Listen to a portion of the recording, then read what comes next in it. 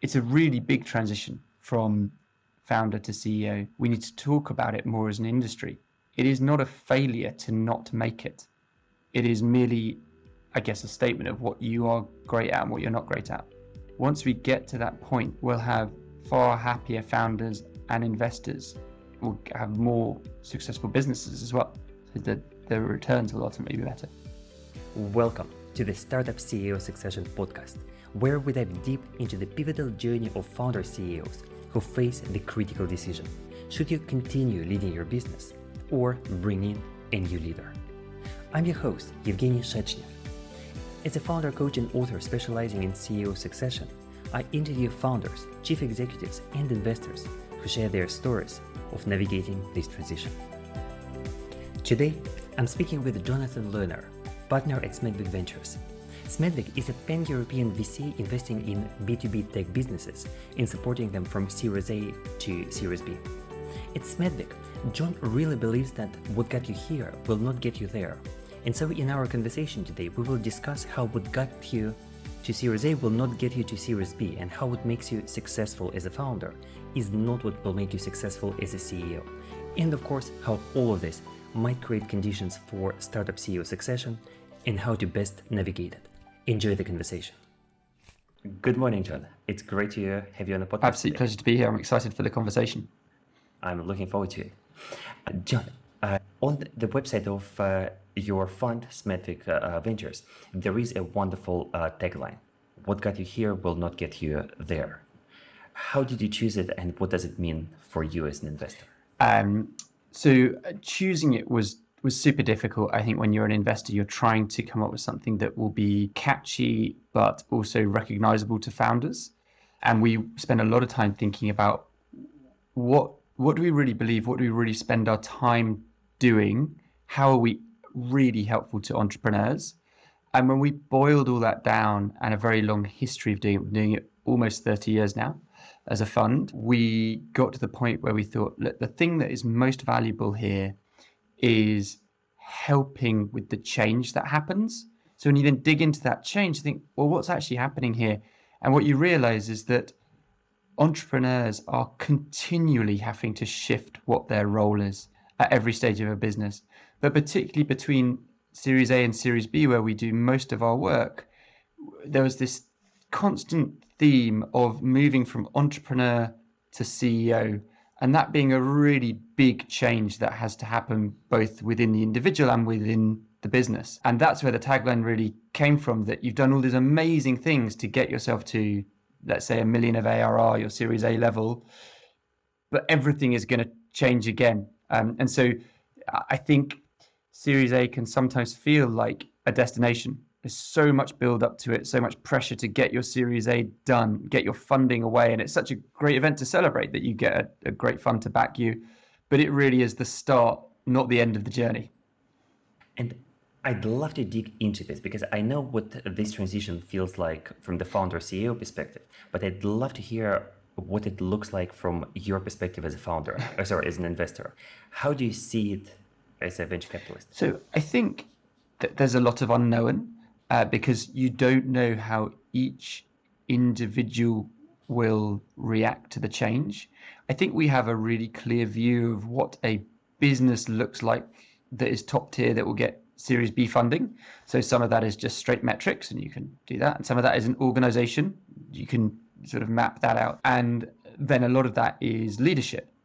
And so when you map all those things out of where you want to be and where you are today, a lot of the journey looks like going from the entrepreneur founder who hasn't had to think that much about communication, probably hasn't had to think actively that much about culture, because these things come naturally to that individual because they are such a core and integral part, and it's such a small team. They then need to grow their senior team so that they have the bandwidth to be CEO rather than to be a little bit of everything. And as they do that, they need to actually start thinking about all these other things that came naturally before that won't happen by osmosis anymore. And I think the best founders recognize this early and are fantastic at recruiting people who are far more talented than them into each individual C role and use that spare capacity to then focus on the things that they want to be great at and what they want to be known as a leader.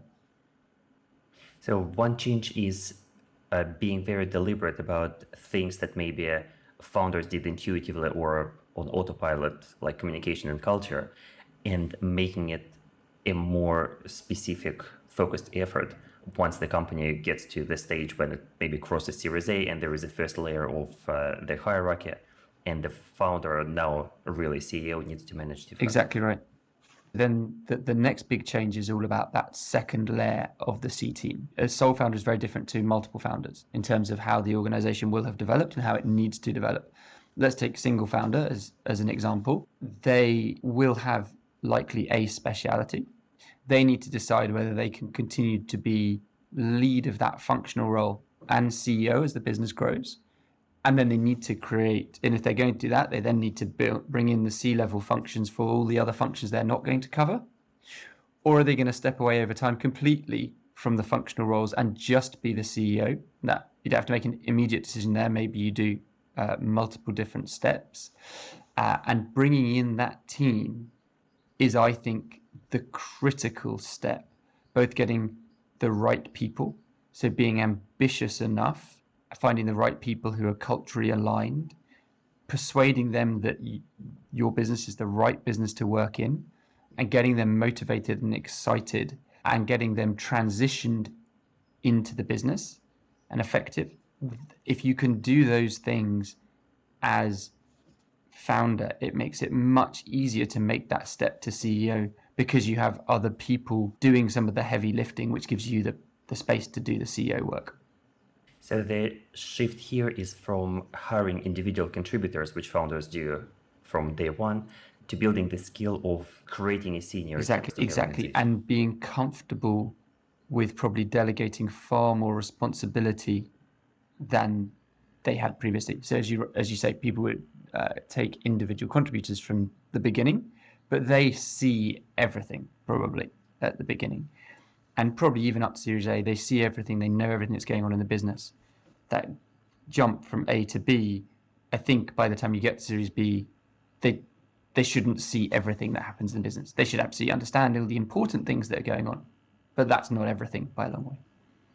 And this might be even unfeasible at this point, because by Series B, the team will be large enough, or the overall volume of work will be large enough for any founder to follow on a daily basis. Exactly right. And what else? What else do you see as the big differences between founders that may be coming up to the Series A stage to founders who are comfortable leading their companies into the B round? Yeah, super interesting. So what have we covered so far? We've covered building out the senior team, and we've covered out being much more deliberate about the things that happen by osmosis, if we call it. I think the next really big step that people make is the business has the ability to become more multi-threaded. So to explain what I mean there, I think up until Series A, for many founders, it's a singular focus on product market fit. So how do I find what my best ICP is? How do I create the best product that's going to match there? And how do I make sure that I can grow revenue quickly? That's what I'm doing. Grow revenue quickly, raise my Series A. And from Series A to Series B, people are starting to look a lot more at, okay, well, how big is the TAM that you're really covering with the product set that you have? And so you need to spend a lot more of your time being strategic and thinking about, do I need a next leap? For some founders, you won't need a next leap at all. But for many founders, you do need a next leap. It might be a small leap. It might be going from one vertical to another vertical, and being very thoughtful about that. It might be a geo leap that you need to make. It might be a product adjacency you need to make. It might be some mixture of all of those. But I think you spend a lot more time making sure that when you're in that Series B fundraise, you have enough evidence of the things that you're going to do that people believe you. And that's not something that you can do as part of a pitch deck.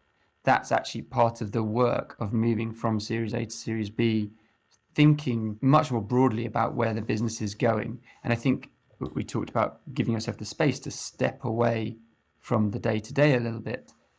As you do that, you have the time and headspace to start doing more of the strategic work.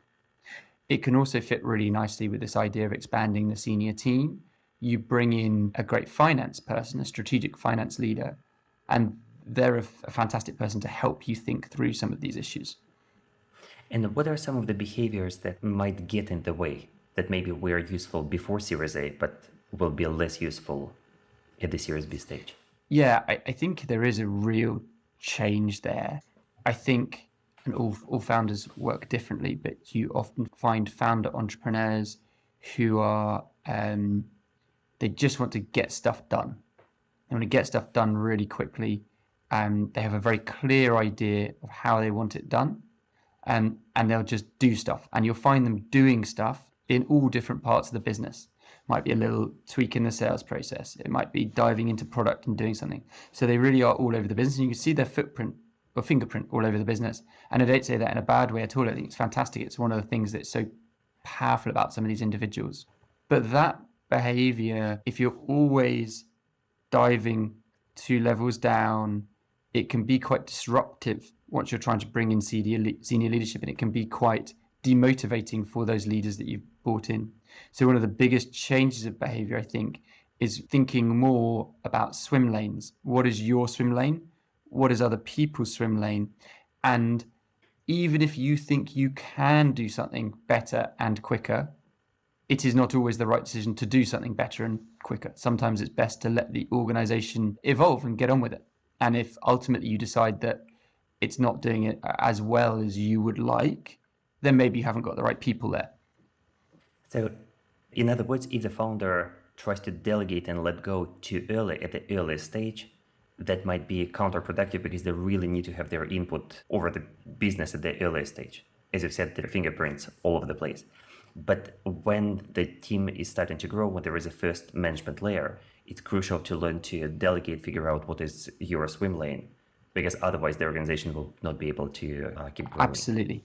And then just a quick sidebar to that is not delegate too quickly if you're not absolutely certain about the people that you're delegating to. So you see this quite a lot post Series A. You've sold a big story. You need the business to keep growing. You've been fully distracted for at least 2 months, and the investors are expecting growth to tick up month on month on month. And suddenly you've got this money in the bank, this resource that you haven't had for probably the last 12 months, maybe forever. You've got more money than you ever had in the bank account. Yeah. And it can be very, very tempting to deploy that resource really quickly. You know you need to deploy it to keep growing, but you need to be careful not to get swept away with speed is everything. If your gut says, actually, we don't have the right sales leadership resource, for example, it would be a mistake to delegate to the sales leadership that you do have to start recruiting reps as quickly as possible. And I've seen this multiple times. And it's not because the founder didn't know they had not the right leadership. It's just because they were in some way panicked by the need to continue growing and the pressure they felt from their investors, intrinsically, not explicitly. And therefore they pushed to hire reps and to move forwards. But if you do that and you've got the wrong leadership, you hire the wrong people. And when you get to the conclusion that you've got the wrong leadership, you then have to get the right leadership, and then you have to replace all the people you've hired. That's a really long and painful mistake. So absolutely you need to delegate, but it's a journey, and you should only delegate when you're confident the person you're delegating to ideally knows a lot more about it than you do. And it's a really nuanced message because, as you've said, on the one hand, there is pressure from investors and from the inside for the founder. There is more money in the bank than the company has ever had. A big store has just been sold in order to raise the Series A round. But it would be a mistake to start trying to move fast for the sake of moving fast before the organization is ready, before the right people are in place. Everyone knows you need to move fast. That is, you're in the venture game. The investors know you need to move fast. The entrepreneur knows you need to move fast. So everyone wants to move fast. But there is a sensible rate of moving fast. And you will make mistakes. And that is absolutely fine. Everyone in venture knows that a lot of the money gets wasted because mistakes are made. But that's the cost of moving fast. That's okay. But they need to be calibrated risks that you're taking on everything that's being done. And building out big teams very quickly, if you're not confident about the people who are leading that team build out, that's where I think big mistakes get made. And I imagine that this transition, this period of time between Series A and Series B, where the founder needs to learn those skills and let go of some of the maybe early stage behaviors, is the moment when some founders realize that maybe they don't want to be a CEO, or maybe they want to be a chief executive, but they don't have the skills to step into, to really grow into this role. It is such a fascinating period because I don't think anyone really knows if they're going to be able to do that role until they start trying to do that role. I think some entrepreneurs in many ways find it easier because that more suits their natural skill set, that they are focusing on a smaller set of things. In some ways, they get to step back from a lot of things and be more focused. That can work very well. But you're absolutely right. For some people, I think they really struggle not being CEO, not entrepreneur. I totally agree with that. And how do you approach it as an investor? When you invest at the Series A stage, what's your thinking process around whether this particular CEO should or will stay as a chief executive for a long time, or the company is great, but a different leader is needed here? How do you think about it? At Series A, when we invest, we think these businesses are inherently unstable, and therefore we rely hugely on the entrepreneur, the leader, and we don't think of them really as replaceable. But we also don't know how long we know their role will change dramatically. So however much evaluation we do of them in their current role and speak to their team and all these things, and people say, well, they're fantastic, you don't know how they're going to evolve to the next role. And so we back businesses where we believe the person has all the right traits to go from where they are today through to the next year or two. We don't worry particularly about, is this going to be the right person to lead a 20 million ARR business, because that's outside of the horizon.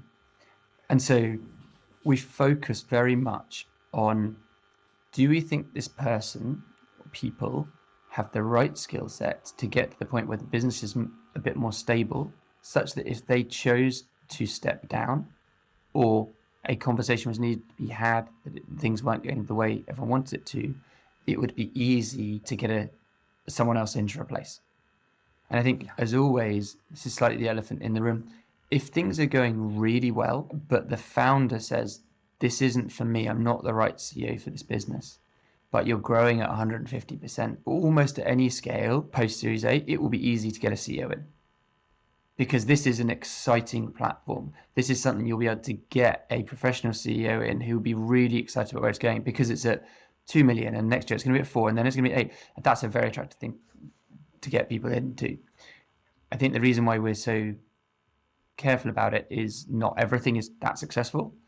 And actually a 2-3 million ARR business growing at 50% is very difficult to get a professional CEO in because it is subscale. And what is the point at which it becomes much easier to get a professional CEO in?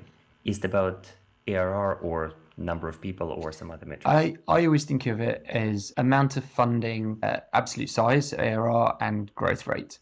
And it's somewhere between those three. So clearly, if it's gone through break even, people don't worry about the funding. And then CEOs look at it and go, wow, this is an interesting, stable platform. It can be growing a lot less and still be interesting, because they're going to create the leverage. They're going to create an exciting equity story for themselves.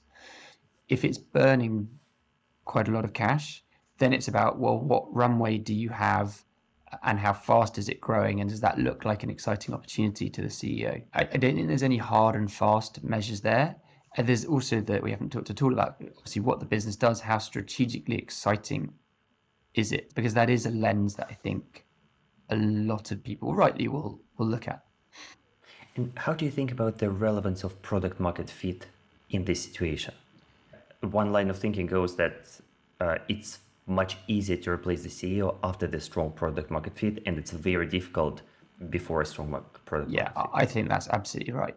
I think before product market fit, where you're still in the entrepreneurial phase, I think it's difficult for two reasons. The first reason it's difficult is because actually that's not the CEO skill set necessarily. It would be quite difficult to find someone who's going to be really good at tweaking and changing and ducking and diving and trying to find the product market fit. That is the entrepreneurial skill set. And secondly, it'd be difficult because many CEOs will be looking for more stability than that. is providing. They will look at it from the outside and say, well, this doesn't have product market fit yet. I'm not really sure where this is going. And those two together make it really tricky. And that's why we try at Series A to back things where we believe they have product market fit. Now, the reality is product market fit is somewhat temporal in my mind. You have it, then you don't have it, then you have it, then you don't have it. So it sort of comes and goes in waves. And it's never an absolute thing. But hopefully by $1 million of ARR, if that's quite consistent ARR, you at least have a sense of there are multiple organizations using your product for the same thing. So you're on the start of that road. So the stronger the product market fit, the easier it is to orchestrate a CEO transition should it happen. That's absolutely right. And actually, in my mind, if you have the best product market fit, your business is also growing extremely quickly. Because if you just follow the logic of this is a large market, it's a big problem, we have perfect product market fit, that means you have people coming to you all the time. You don't even need to sell. It's all like people just come to you and buy your product. And you see that happen every so often. The reality is it's very rare. It's what everyone aspires to find. But the true reality of fantastic product market fit to a really mission critical problem in a large TAM, it comes across very rarely. And it's a very easy journey when it does. Yeah. And let's look at two scenarios of founders coming to realize that maybe they don't want to lead the company as a CEO going forward. And then you as an investor coming to the same conclusion, but from the opposite side of the table. If a founder comes to you and says that despite their best efforts, they don't believe they are the best chief executive for the business for whatever reason, how do you think about that as an investor? What happens for you in that? I think that's a really good and healthy conversation. If the founder's coming to you and saying either, as you said, it could be two things, either they don't want to or they don't think they're the best. They are two slightly different things. There's a whole load of external factors that might come in there. I don't want to versus I'm not the best. So it's then a really adult discussion about, okay, well, what is it that's making you either not enjoy it or not think that you're doing it well? So then the first conversation I would typically have with the CEO is, can you scaffold around it? What role would that founder like to be doing? Does it actually look like it could still have the CEO title, but it has a slightly different role? Or does it look like it's something actually quite different? So it's, in my mind, it's always easier when the founder comes to you and says, look, this, and this don't feel right to me or could be optimized. And ideally, they don't come to you in a moment of stress. And by that, I mean a moment where they feel like a change needs to happen now. It's much easier if it's a longer term conversation about how does that evolve over time. And I know that from a founder perspective, because I've been in this situation, it can feel really scary to open this discussion because it feels like a one-way door. Once the conversation opens, who knows how the investor will react. And also it might signal that I'm not as committed to running this business or maybe threaten the chances of raising the next round with participation from existing investors. In your experience, how do you think about this conversation being a one-way conversation? Yeah, such a good question. So it being scary, that's always going to be true. I think on a micro level, it's the same level as scary as when you start looking for a new job and the moment you take that first call from the recruiter, you've opened a door and you sort of step down it and things start changing. You get to know your investor a little bit in the diligence you do before you take investment from them. You get to know them much better in the period that you're working with them. Hopefully that gives you a sense of how they as an individual will react to the conversation. It being a one-way door, I think you're right that once you have planted the seed of this isn't working for me for X, Y, Z, investors are always looking for solutions. So I think the point where it's really difficult for an entrepreneur is, do I want to have that conversation? Or in my own mind, where am I? Am I in the, I'm finding this very stressful and not that enjoyable? Is that just this month? Is it next 3 months? How do I make that better? Can I make it better? Do I need a change? Does the company need a change? I think that's where great coaches and mentors can come in, as you start to help in your own mind clarify how far is this thinking? What message do I want to take to the investor? Because the message you could take to an investor, for example, is I'm having a pretty rubbish time at the moment.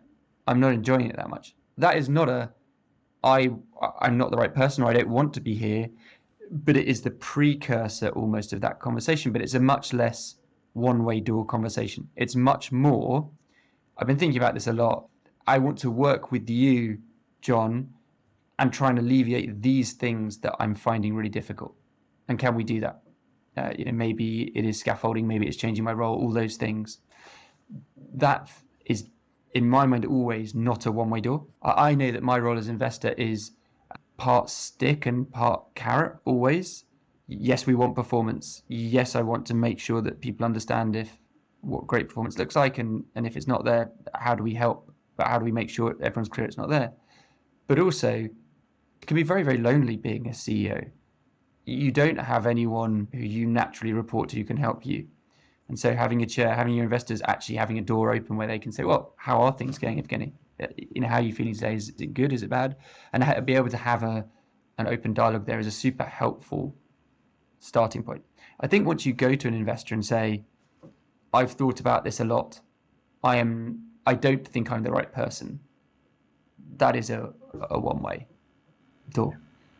And what happens after that point? Because CEO succession takes time to orchestrate. And that's why I think it's much better if this conversation is not had at a point of stress. And I know this is difficult, and these messages contradict a little bit, because on the one hand we're saying, wait, maybe make it clear you're unhappy, maybe think about how do you help yourself, really wait until you're sure before you speak to the investor about it. But we're also saying, if you wait too long, by the time you go to the investor, it might be the point, I need to change now. And as you said, that doesn't really work, because it needs to be a long journey. I think the easiest conversations that founders and investors end up having together about this very difficult subject is when we need to think about the next 12 to 18 months. And so everyone can say, okay, well, what does that journey look like? That's a good time frame to be talking about. And I have had this much more of almost an explosion. They've internalized the stress. They haven't been able to deal with it. And it's, I'm done.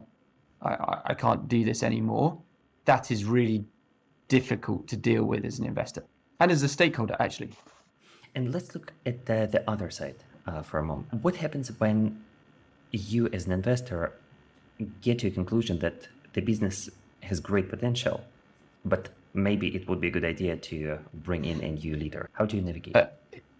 And how often does it happen in the first place, or it's extremely rare? I don't think it's extremely rare. It does happen. The conversation, when it's a hard conversation, i.e. something needs to change now, is typically aligned to poor performance as well as everything else. I think if you have a business that's performing well, fine, but you think maybe this could be doing a lot better, those conversations in many ways are easier because there's no burning platform there. You can start to have very gentle conversations because you're always talking about building out the senior team. You're always talking about what should the org look like. So I think over time, that's a much easier conversation to have as an investor, because between the investor or the investors and the chair and the senior leadership team, you can develop it over time in a very gentle way. And you can tee up the conversation. And hopefully if the founder has high EQ, they start to see where that conversation is going and they start to think, well, what do I want my role to be? And I think that's an easy one.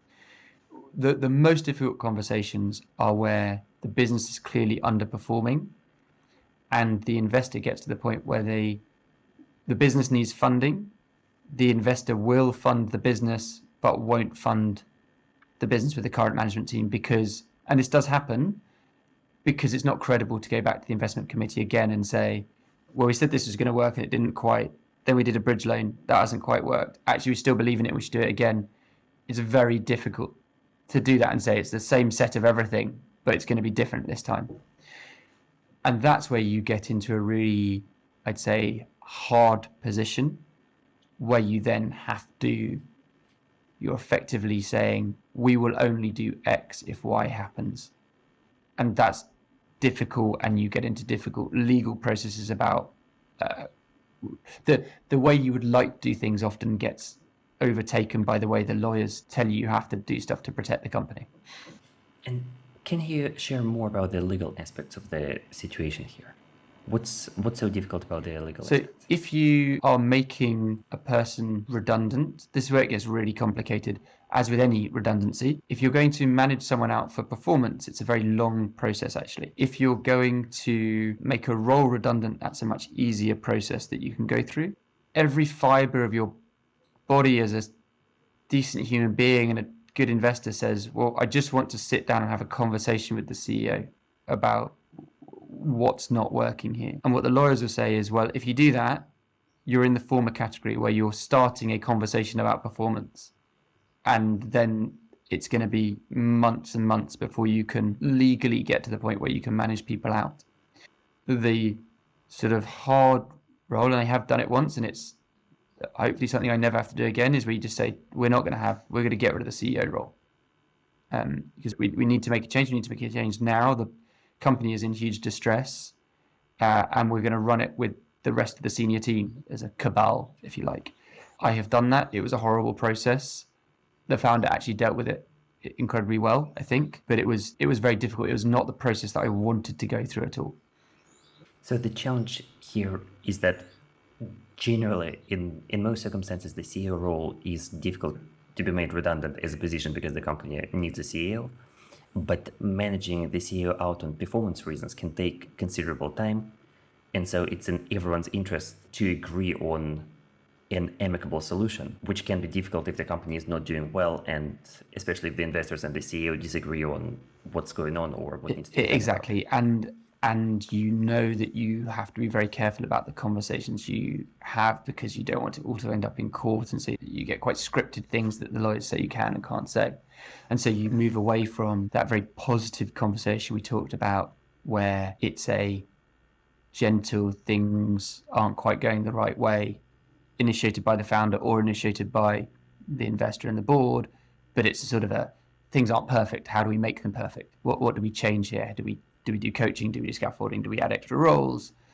Versus this isn't working. And I think the note to me as an investor is exactly the same as the advice I was giving earlier about founders, which is these conversations are better when they start early and run for a long period. When you get to that point of distress on either side, they're much more difficult conversations. And just like for founders, it makes sense to start this conversation before they absolutely have to step down, because it will take time to orchestrate the transition. I imagine as an investor, you are making the same calculation on your side. If you wait until there is a genuine crisis, the room for maneuver will be limited.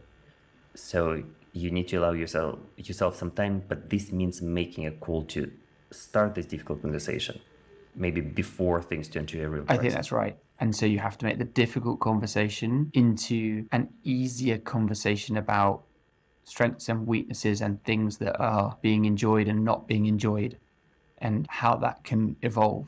And I think that's where the conversations start always. And that's a conversation that is healthy and productive for people to be having all the time. And actually in our great portfolio companies, that's a conversation they're having internally all the time between different people at all different levels. And so it's only an extension of that. It's only an extension of what they'd be doing with their senior team the whole time upwards. And I think it's a very healthy conversation to be having.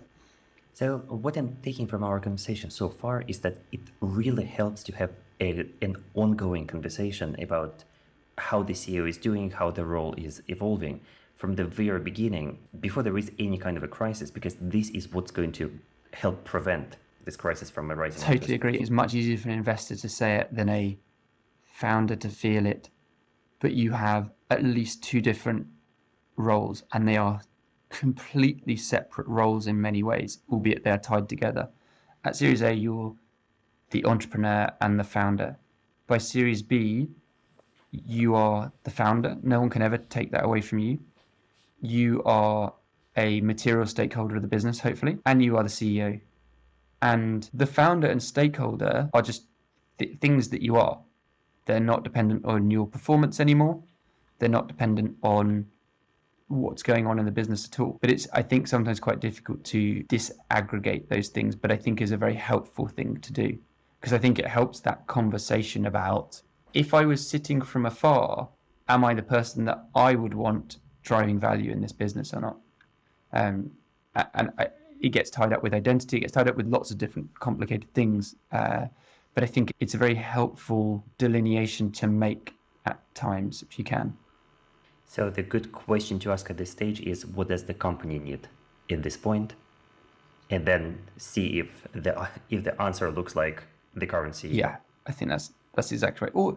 And I guess we paint it as quite black and white here, because we're saying, is it the CEO? Is it not? Ultimately, everything has pros and cons. So no CEO is perfect. So every CEO by definition, therefore, has strengths and weaknesses. And getting an external CEO in has huge amounts of risk. You don't really know how they're going to be until they land, and potentially huge amounts of upside as well. But that's why it's much more a nuanced conversation internally, conversation with the coach or a mentor, conversation with the board, the chair, the investors, where you really start to identify the strengths and the weaknesses and start to think about, how can I improve on the weaknesses and how can I drive the strengths and reposition people. If you can do all of that, then I think it makes for a really healthy dialogue, and you don't end up having these things in stress. You tend to have an ongoing, we'll try this, we'll try that, we'll try that. And actually, by the time you get to the point where you say, on either side, it is time for a change, you're much more sure about it because you've tried some remediation, you've tried some changes, you're sure that this is not the right solution. And hopefully both sides come to that conclusion at the same time, because they've both been going on the journey together and they've been trying things and they've been seeing the results of the things they've been trying, and whether that's positive or not. And speaking of not seeing the situation as black and white, so far we've been assuming that the founder is either a CEO or they are not, they step down and probably they even leave the business. But there is a lot of space in the middle for founders to assume other role, to go part-time, to stay involved, but in some different capacity. How do you think about the options available to the founder if they are clearly adding some value, but maybe not in the CEO? Yeah, and I don't think I've ever seen it where the founder's not adding value, as in a sort of black and white, oh, I made the wrong choice. I made a bad investment here. This founder's just not, they're a bad character. We've seen, it wasn't one of my investors, but I've seen one that a long time in the past where they were just not a good person, and we had to get rid of them for that reason. But in general, that's just not the case. It's, you back fantastic entrepreneurs, there'll always be fantastic entrepreneurs. They maybe just don't enjoy or don't succeed as much as they evolve into the CEO role. So there are loads of other options. I think there's loads of other really good options, actually. And we talked a little bit about growth before. Growth makes everything easier. So the more the business is growing, the more options there are to reposition yourself. And so some founders keep the CEO title. But if you actually dig into the role and you wrote down who is doing what, you find that the COO is actually what you would classically call the CEO, if that makes sense. There are other versions where you become, as you said, chief visionary officer. There are so many different options. I think what's always really difficult is, I have seen it happen, but it requires a really quite special person, is where you almost step down into the organization. So you say, look, actually, I was a product-led founder. I am brilliant at product. I'm going to bring in a new CEO. I'm going to end up just being product, effectively head of product. I have seen it once, a truly amazing person, actually, to be able to found a business, be the lead, be the CEO, and eventually wasn't even on the board. It was just a departmental lead, still in the business. I think a lot of people's ego can't deal with that. And I don't say that in a negative way. I think that's a very difficult thing to do, but an amazing thing if you can. And then, as you said, often people move upwards to part-time, to just thinking about strategy, just thinking about key account sales, and there are lots of different, depending on where your strengths as a founder are, lots of different routes out. And my deep preference whenever you get to these difficult places is that people stay with the business, because, as I said, I think it's very rare that there's nothing to add. The thing that is difficult is making sure the founder extracts themselves. If what they're struggling with as a CEO is getting a company that runs efficiently, because they are involved in everything. We talked about that transition from entrepreneur where your fingerprint is and everything to CEO where it's much more rounded. That is one of the things that people sometimes struggle with. And the negative feedback they're getting within the organization is things can't move forwards because they are in everything. How do you, and you make the decision communally that they're not going to be CEO anymore for that reason. How do you find a role for them where they also aren't tempted to have that behavior and just dive back into stuff? And I've seen that be quite a tricky thing to manage, actually, both for the investors and the board, but also for the founder themselves to manage. And I imagine part of it may even be a set of unconscious behaviors. For example, the rest of the team still seeing the founder being around, and even though they might not have this CEO title anymore, they will still pay attention to their opinions or their preferences. Yeah, exactly. Even without you get an outsized vote in every conversation. Everyone knows, especially at the beginning, you are the CEO, you're the founder, you're the person. So just because someone else has that title, they don't necessarily have that weight for a period of time, and so it is difficult. So I think there's to be some very conscious behaviors there. And how do you think about rebalancing the cap table in this scenario? The argument goes that a founder CEO probably has a significant stake in the business, as they should. And if they step down to be a chief product role, then for the C-level role, that equity stake might be materially larger than what the company would have paid if they were hiring a CPO on an open market. How do you think about equity in this situation? Should any changes be made, or what's vested is vested? I think what's vested is vested. I'm a true believer. Again, we talked about that separation of roles. You are both a stakeholder and you have a role. And as a stakeholder, you're just a stakeholder. And so if things are going well and up and right and you're raising money at good valuations, then your stake won't be that diluted.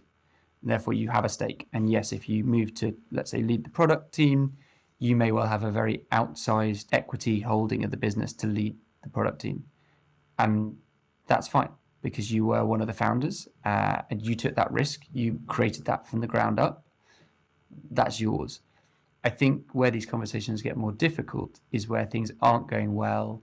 There are emergency funding rounds at lower valuations that are diluting everyone heavily, because then you get much more into the conversation of, okay, everyone's being very heavily diluted.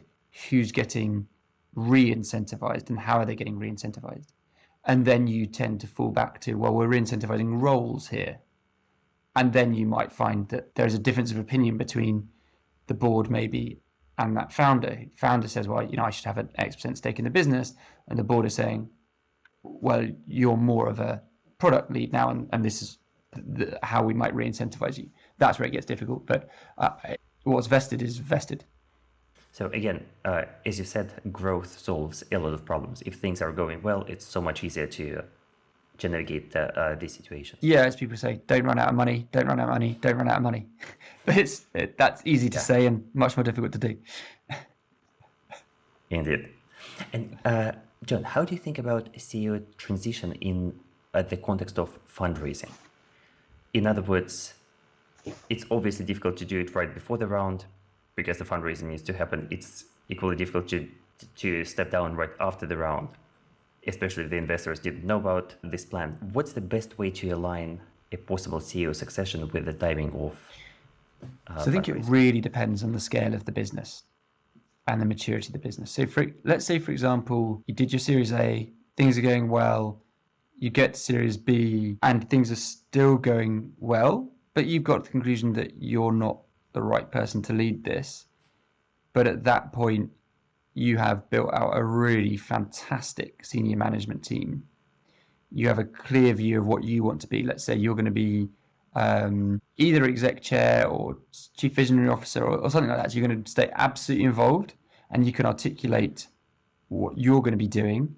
And then you could talk about bringing a CEO in. So that's sort of in the good scenario, if you like.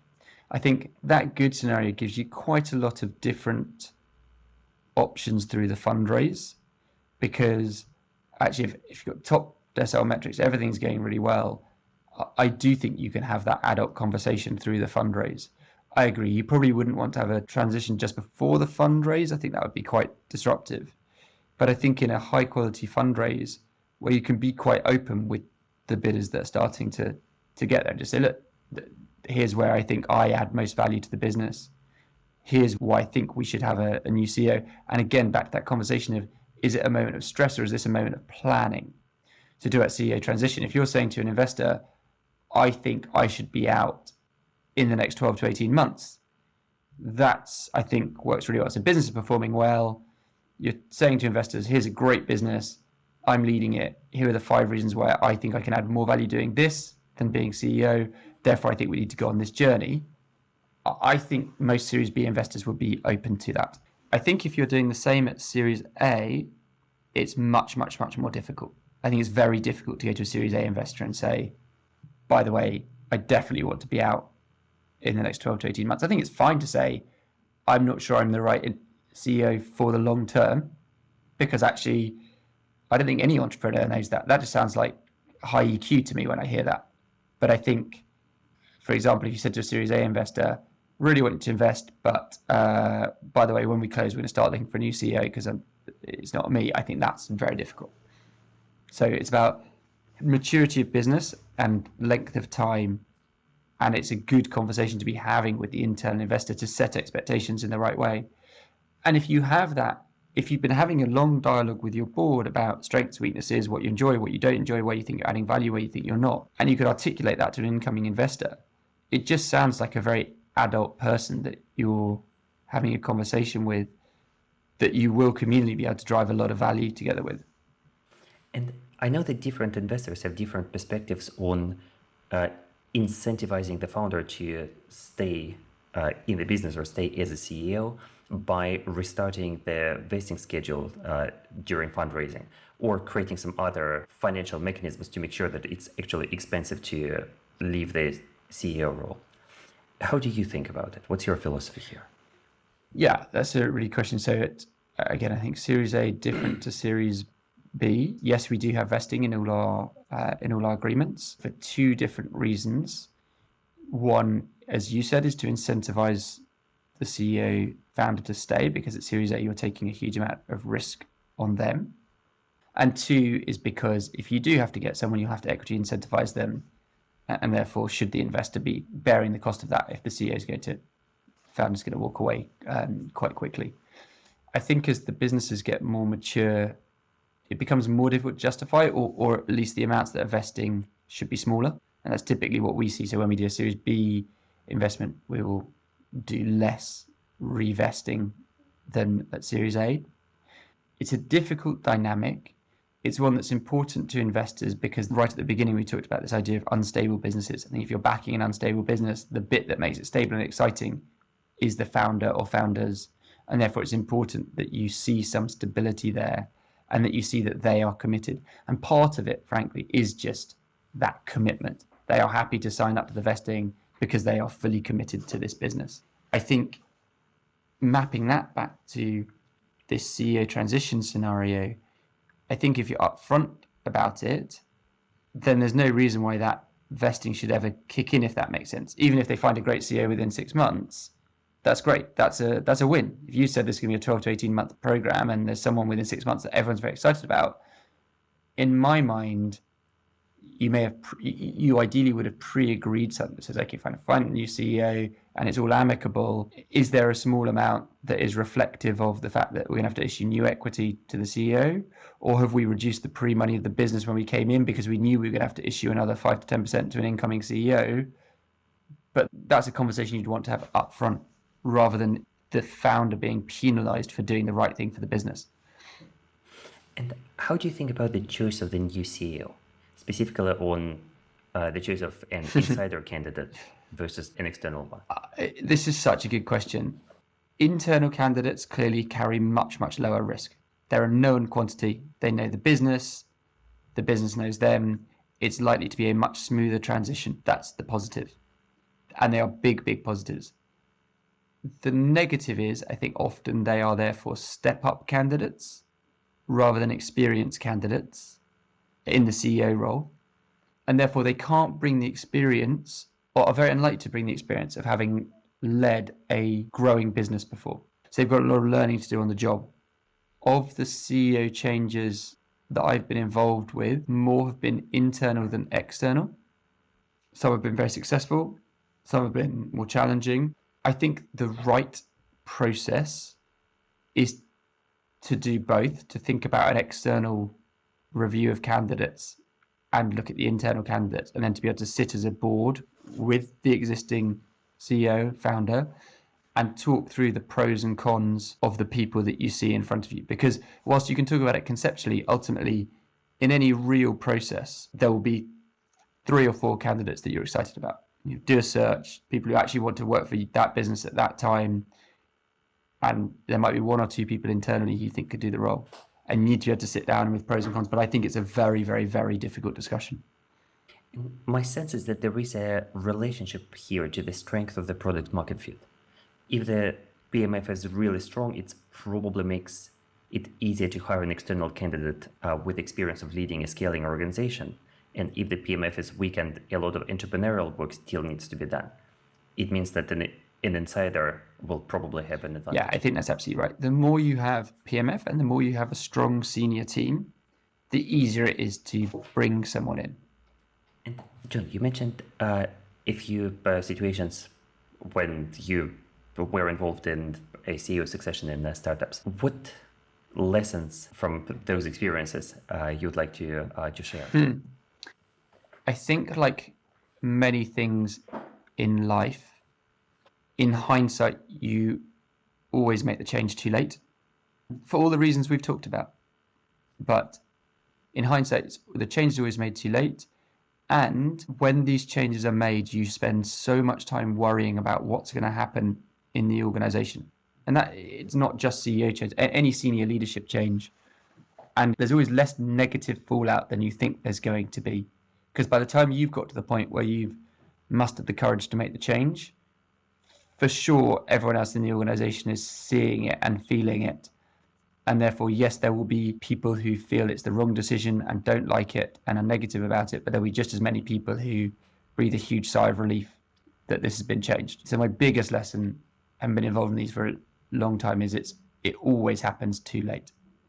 And I imagine it applies both to founders and investors, regardless of whoever initiates the conversation. It's absolutely right. I think for the reasons that you talked about, founders leave it too long because it does feel like a one-way door. It feels like a very big, scary conversation to have with an investor, and investors because it feels like a big, scary conversation to have with a founder that can lead to a lot of conflict.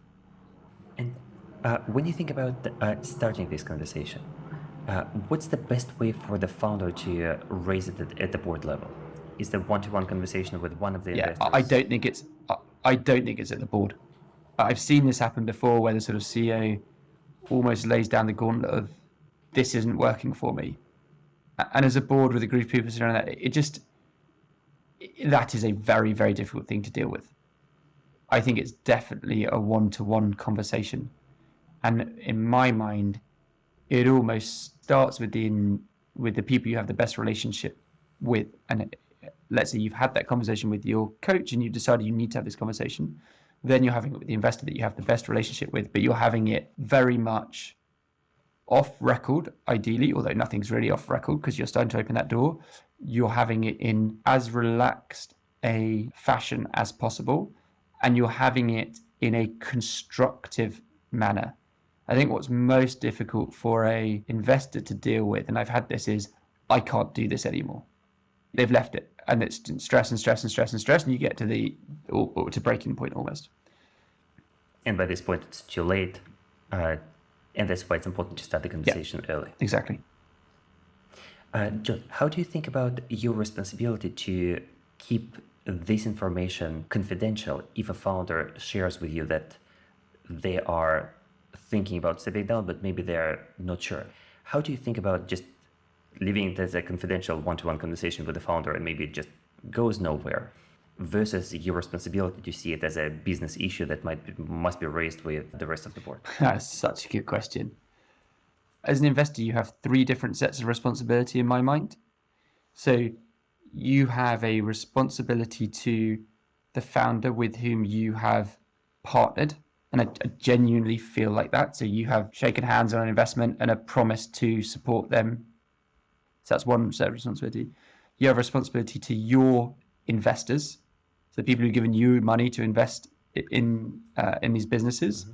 And so you need to be thinking what's the right thing to do for them. It's a straight sort of value creation question. And you have a fiduciary duty to the company, all the stakeholders sitting within the company. And then depending on the situation, I think you then need to start weighing up all those things as to whether it needs to be shared, but thought about more broadly or not. I would probably have that conversation pretty openly with the entrepreneur. And do they want it shared? Are they using me as a conduit to the board? It's fine, that makes it easy. Do they not want it shared?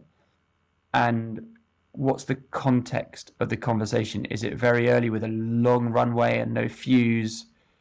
Is it actually quite a short fuse because the entrepreneur is really feeling like they're in a difficult place, or the business is in a difficult place? There's some stuff underneath that the board hasn't really seen, but there's some really stuff that's dysfunctional there. The former is easier to look at all your different responsibilities and say, I don't have to talk to the board about this. This is a natural conversation with the leadership and the investors, and it will evolve over time, and we'll dialogue about when that goes to other board members. And the latter, where you think there might be a sort of imminent risk to the leadership of the business sort of thing, where you feel like you might have to speak to other investor directors and come up with a plan. So you're trying to estimate how urgent today's situation is.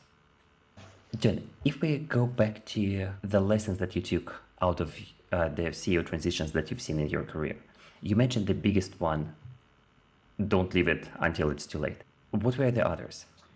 So don't leave it until it's too late. Maybe it's somewhat related, but once you get a sniff of things not being right, they're probably more wrong than you think they are, if that makes sense. If you imagine where the investors sit and how little real exposure they get to what's going on in the business day to day, and how committed all the senior leadership team are to the CEO, even if you build relationships with other people, people don't tend to badmouth CEOs, and particularly founder entrepreneurs. Actually, there's a huge amount of respect for them in organizations, even when they are quite cognizant of things that aren't right. And so you are dealing with small bits of data sitting at the board level, actually. And so once you start to get a feel that something just doesn't quite feel right, even if it's just a very small thing, probably the underlying thing is much bigger than the small thing. So it aligns with the don't leave it too long, but it really is have your antenna up all the time to what's going on. Try and work out ways to have those conversations actively with CEOs, actively with other members of senior management. And the example I'll give is we made a CEO change, and when you speak to the people 6-9 months post about what it was like prior, you realize just what a mess it was, which it was not at all obvious from the outside, really. But maybe it was if we'd had our antenna better up. And you sort of, everyone wants to believe that things are going well and all is easy because you've got so many balls you're trying to keep in the air. That's the path of least resistance, but it's not always the right path. And also I imagine the added difficulty here is that for you as an investor, this particular company is one out of many in the portfolio. And you can spend only so much time really paying attention to all the small details outside the board meetings. I think that's right. Smedvig Ventures is super lucky. We try not to do too many deals, so we do try to have the time available to do that. I feel very privileged in my role that I do get to spend time with companies. I just think it's really difficult to pick up on because people are so... there's an investor face that you get. Sometimes you can sense it. You can sense you're getting the investor orientated spiel, and that makes you realize you need to dig deeper. Often you can't tell that that's what you're getting. And what are some of the things, actions or behaviors that help entrepreneurs navigate this transition and really grow into the CEO role successfully? Yeah, I think that's probably the most important question, because for some people it may come naturally. They might be a born CEO, but I think for most people they have to work at it hugely. And I think that comes from being very self-reflective, making sure they do have a coach and a mentor. Great chairs can make a huge difference here. being super open about what they think is going well and what they think is not going well.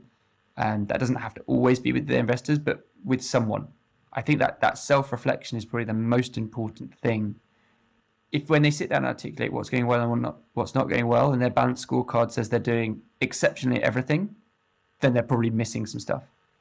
And if they can get that right and they can start to get honest feedback from their teams, that's when they really start winning. And it is almost impossible to get honest feedback because you are, as a CEO, people don't necessarily give you the feedback you want, but there are ways to elicit it better and more effectively. And then you are also founder. So you have an even bigger pedestal that people put you on. And so you're even less likely to get the feedback that you need as you're becoming a developing leader. But I think once you acknowledge that you are moving roles and you treat it as a job change, and you do all the things you'd always do to find out whether this is working or not, you apply the same level of rigor as you would to a new customer, or you're trying to work out you really satisfying their needs, then I think you start to do the best you can at taking that transition role. And there is an important message here that no CEO is perfect on all measures. It's absolutely normal to have areas of further development, growth, in the sense that maybe in some areas of the business, the CEO might not be doing as well as they are. And I think that's a really important message. And the second really important message, I think, for a CEO is you don't have to be great at everything. What you have to be is great at enough things that you are leading the business forwards. And if there's a chunk of the CEO job, it's like, I really struggle with that, then make sure you have someone who's really strong, who's picking up bits of it for you. And that's a really important message because I also see it in my work as a coach all the time. Founders want to do a good job and they pay so much attention to things that they feel are not going well, ignoring that maybe 90% that are going well and ultimately in total are making them irrelevant. Yeah, and they might be better off obsessing about the things that are going well to make them go superbly than they are obsessing about the things that are going badly to make them okay, because there might be a better fix than them doing them. I'm not saying there is always, it depends on the things we're talking about, but I think being cognizant of strengths and weaknesses and then having an active dialogue about what to do about that is very, very valuable for people. And John, if you think about the startup ecosystem in general, the topic of CEO succession is generally difficult to discuss for all the reasons that we've mentioned in this conversation. What would you like to be different in the coming years? How would you like us to change as a startup ecosystem to make these conversations, these changes easier for everyone involved? Yeah, another great question. Definitely needs to be more open dialogue in every direction. I think there needs to be more of an acceptance that it's a really big transition from founder to CEO. I think once you accept that, it makes it much more likely that you'll make that transition actually. And so we need to talk about it more as an industry, about how that is a difficult transition to make and how actually it is not a failure to not make it. It is merely, I guess, a statement of what you are great at and what you're not great at. And I think once we get to that point, we'll have far happier founders and investors who are having candid dialogues with each other about where their strengths are, and they're supporting each other where the strengths aren't. And then I think we'll have more successful businesses as well, so that the returns will ultimately be better. So in other words, instead of seeing a founder CEO staying as a CEO for a very long time as success and anything else as failure, we really need to shift the conversation to what is the right thing to do for everyone, for the business, for the founders, and for investors, because it will result in better outcomes for everyone. Totally agree.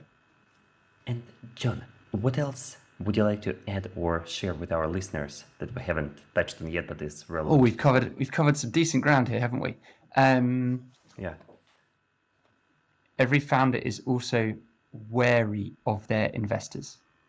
There are some interesting characters amongst the investor community, and they may not always take the same view as some of the things I've said. They might be much harder, they might be lower EQ sometimes. And so I think you need to know your investor well before you jump down any of these routes. And it's one of the reasons why it makes it even more important that you know your investor well before you choose your investor, because these things do come up, and it is important that as much as possible you understand how that person and that organization are going to think. I think there are plenty of stories in, and you'll know this better than me, but there are plenty of stories in the founder ecosystem of investors behaving badly. And I think that fear drives entirely the opposite behavior to maybe some of the things that we were talking about would be great if they were more open behaviors. And so you said what could change the industry. I think investors could do a far better job here of understanding how they really create value for the portfolio by having open dialogues. But I think just as investors need to be wary of entrepreneurs who aren't entirely open, entrepreneurs need to be wary of investors as well. And they need to understand their reputation, understand how they think they're going to be treated by them.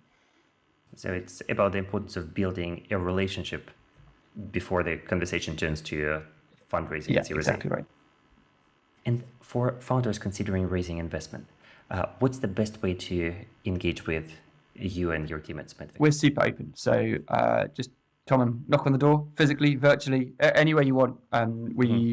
We don't believe in needing warm intros. We're happy to talk to anyone. So anyone who's got the right fitting business, Series A business, circa 1 million of revenue, growing quickly, all the way up to a Series B business, we're very happy to have the conversation. We're very happy to engage in a sensible dialogue on strengths and weaknesses, whether it's the right time for us to invest or not, and whether it's the right style of business for us or not. Thank you so much. As you've said, we covered lots and lots of the ground today, and I'm sure this conversation will be really useful and interesting to a lot of founders and investors out there. Thanks, Evgeny. I've really enjoyed it. To wrap up our conversation today, I would like to highlight a few points. In the beginning, John explained how he believes that what got you here will not get you there, meaning that the behaviors and actions which took the business from an idea to Series A is not what will help the business to get from Series A to Series B. And likewise, the same applies to the founder-CEO transition. What makes founders successful at an early stage is different from what is necessary in order to really step into the CEO role, which is necessary for the business to really get to the Series B stage and beyond. John explained how it's difficult or maybe even impossible to judge who will and who will not become a great CEO, and that's why they back exceptional founders, trusting that all of them will grow into CEOs as their business scale. And at the same time, it's only natural that it's not going to be a journey for everyone. Not everyone is going to become a great CEO, and not everyone will want to become a great CEO. And in order to navigate this conversation, it's best to start it early. Instead of addressing it when it's a bit too late, when the founder already feels like they have no other choice but to leave their CEO role, it can be really helpful to start the conversation with their investors and really build trust in the years before that might happen. Not in the context of stepping down, but in the context of strengths, weaknesses, what feels difficult, what feels easier, how to best complement the CEO skill set by building a senior team in a specific way. So all of this can really build trust and help everyone approach this situation in a constructive way, if indeed the company decides that a new chief executive would be the right next step. John and I also discussed how opening up this conversation about the mechanics and the reasons behind CEO successions would make the entire ecosystem better. It would lead to happier founders, happier investors, and better returns, because the companies would do better if they are led by people with the right skills and the right motivation at all stages. In other words, it's not necessarily a mark of success if a founder stays as a CEO for as long as possible. And it's not necessarily a mark of failure if a founder CEO chooses to step down. Instead, we need to ask the question of what is the right thing to do here for the business? And then make sure that we do the right thing. And sometimes the right thing will be staying as a chief executive and supporting the founder to really grow into the role. And sometimes the right thing to do will be to hire a new leader and allow the new person to take the company in a new direction.